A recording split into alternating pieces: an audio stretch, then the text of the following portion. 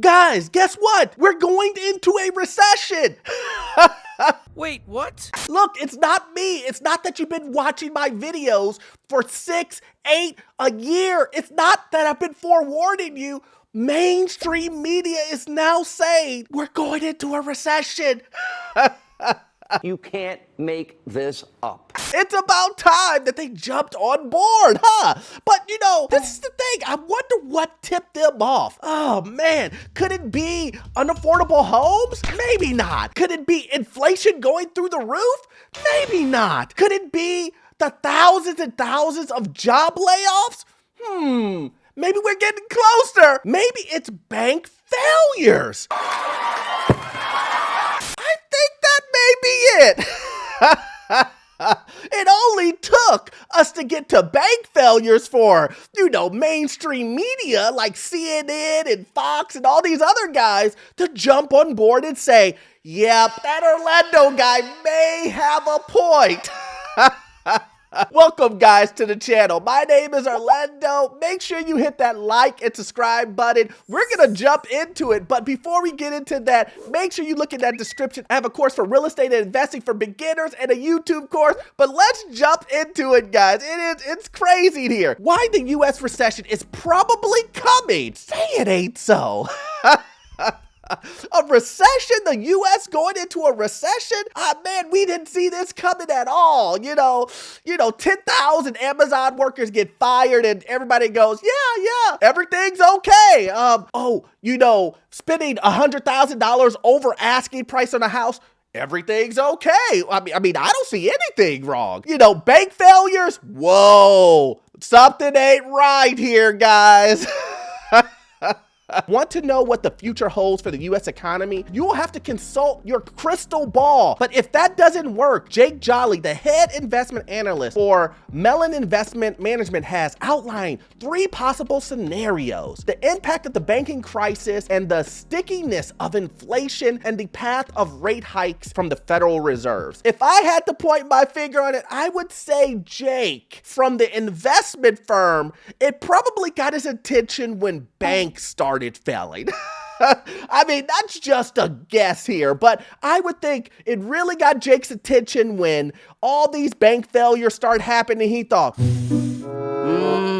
I think we need to look a little bit deeper into this. And this is the reason why my channel is so important, guys. Because if you've been watching my channel, this isn't new news. But the reason why something like this is so important is so that you can read in between the lines. And I am helping you guys see certain things that these investment bankers, these banks, that the mainstream media is said, they always let a sliver of information come out that is key, guys. I'm starting to notice that. That will allow you to understand exactly how these markets are running, exactly what's being said in the background that you guys may not be privy to because you aren't in the industry. But that's the reason why I'm here. I'm here to give you that insider information to let you guys know they're not pulling wool over your eyes. You're not going to be the one who gets caught up in this scenario where you have to regret buying a home because you overpaid, because you knew this was coming. You knew a recession was coming. You knew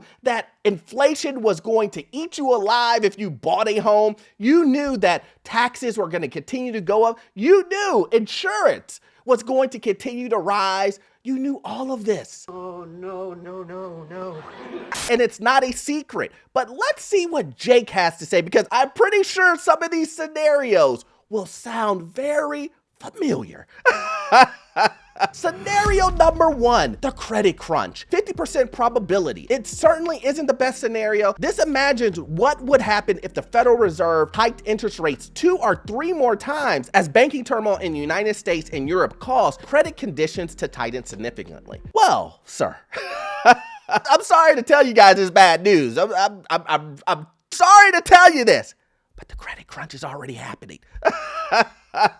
It is, guys. Listen, interest rates are through the roof. On the commercial side, interest rates are higher. On the residential side, interest rates are higher. And prices of homes aren't really typically, especially on the coast and especially on the East Coast, haven't went down. And so a lot of these sellers are having a conundrum. They don't want to sell you the home, guys, right? Listen, They do not want to sell you the home unless they are assured that they will make their money. Just pile up my money. They don't want to switch places with you. Let it be known this. Sellers do not want to switch places with you. They want to be on the upside. So they want you to overpay. That's the only way that they want to sell to you. No seller wants to sell at market value. What? Selling a home at market value? Below market value? Oh no. No, not me. I'm going to sit on my 3% and wait until everything goes back up. That's the only way I'm going to sell as a seller. But if you want to pay $50,000 over, I'll take that any day. Don't be ridiculous. Thank you. And here's what sellers also know. They know it's going to be a lot harder to get that loan, just like it will be harder for you to get that loan. Don't think, guys, for 1 second that you will be able to take that old 6-month, 8-month of pre-approval that you got from the small credit union, walk in there and say, hey, can you redo this one? Just go ahead and change the date on it. They're going to say, we're going to have to reevaluate. The way our bank accounts are looking right now, rules have changed and a lot of things have changed. You know how it is.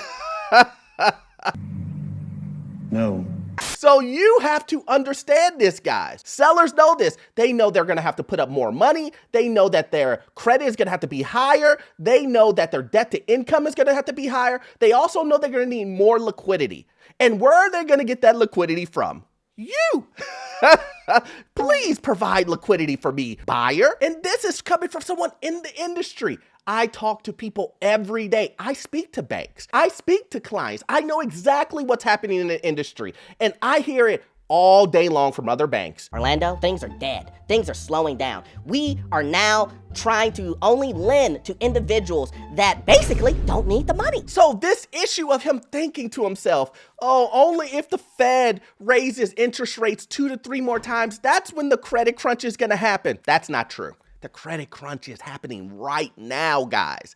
So don't be fooled. Scenario number 2. Delayed landing. Now, this one has a 30% probability. In this scenario, key global central banks pause their rate hikes in a response to the banking crisis. Labor markets remain exceptionally tight and wage growth reaccelerates, adding sticky inflation levels. I'm only the messenger, guys. I'm only using the data that's available. It's looking like inflation is kind of sticky already.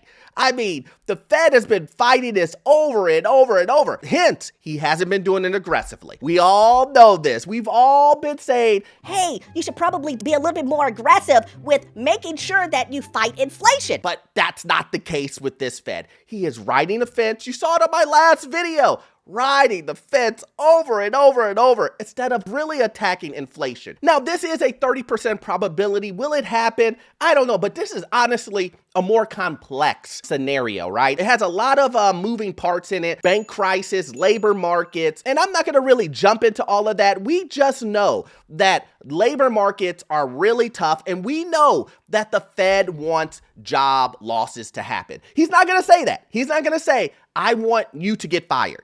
I need some of these companies to shed employees. He's not going to say that because you saw what happened when he was in Congress. They got pretty angry when he said you have to get rid of 2 million, 3 million employees. Oh, that's a lot of damage. They did not like that. And you have to remember, this Fed is trying to satisfy his storyline of fighting inflation. He's trying to satisfy banks and hedge funds, and he's being political and trying to solve and make sure all congressmen and senators and things like that are happy also. This is going to be a ride people are going to get hurt in. People are going to lose jobs. Prices and homes are going to drop because the demand is low. All of these things are going to happen. It's just the way that the cycle is going to happen. And the Fed has to accept that it's either sooner or later. Which one is it? Now, the last scenario is the one. This is the scenario that the Fed is praying to get. He wants scenario 3, which is soft landing. Now, this investment guy from CNN says it's a 20% probability. This would be ideal. And according to Jolly, the least likely scenario. Inflation continues to fall without much need for the Fed tightening. Interest rates peaked at 5, job loss is minimum as wage growth decelerates alongside inflation. Did you hear that, guys? Did you hear that? It's this simple. You know, you have inflation continuing to go up. You know, the Fed is like, oh, you know, he's like riding the Feds. And then on top of that, wage growth is going down.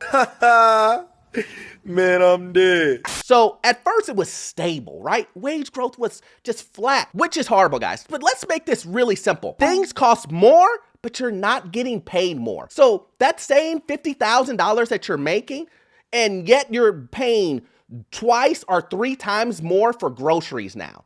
Now, will that have an effect on your budget? Will that have an effect on how much food you can buy? Does that have an effect on how much gas you will buy? Yes, it will. And that's currently what's happening with wage growth. But instead of that it being flat, imagine paying 3 times more for groceries or 2 times more for groceries. But now that $50,000 is now $45,000. Wait, what? That's what's happening currently right now with wage growth. It's going down and inflation is going up. So we need to figure out a way to fix that. But the first thing we need to do is get rid of inflation. But here's the guys, listen, don't hold your breath on the government trying to make sure wage growth really happens. It seems like a real war on trying to get the government to promote wage growth and more people to get paid more money, right? It just seems like an uphill battle. But the point what I'm trying to make, guys, is this scenario of this 20% probability that the Fed wants of the soft landing. He should have thrown that out of his mind, you know, a year ago. It's trash. It's obvious that the Fed waited too long to start raising up interest rates. And this is my point, guys, is that finally, who knows, they're probably a flip-flop back and forth, but at this moment, mainstream media is now accepting we're in trouble. And something big is about to happen. My spidey sense is tingling. Now, they're giving out these probabilities and telling you everything else, but I just want to show you this last piece of information that will show you guys exactly why the opposite side is saying something different. First Republic failure doesn't raise recession risk, says Jamie Dimon from JP Morgan. Now, if you don't know, JP Morgan just bought First Republic. Why would Jamie Dimon of JP Morgan say, There's no way that a bank failing raises recession risk. let's use common sense. A bank failing does not raise recession risk. Does that even make sense? Why did the bank fail? That's the question. Why did the bank fail? And you're telling me that a bank failure, 2 bank failings, will not hurt the economy at all? Imagination. The failure of First Republic Bank does not increase the chance of a recession, Jamie Dimon said on Monday after a JP Morgan Chase bought the most embattled regional lenders' assets. Now, the real question here is, why would Jamie Dimon say that? Maybe it's because JP Morgan wants you to get a mortgage. Maybe JP Morgan needs you guys to run to the Chase Bank and pull out as much mortgages and them sell you as much financing as they possibly can. Could that be the reason why? Maybe they don't want individuals to start preparing for a recession. Maybe they want to lend you more credit card debt. Do you have my money? What? Do you have my money? How could I? Right.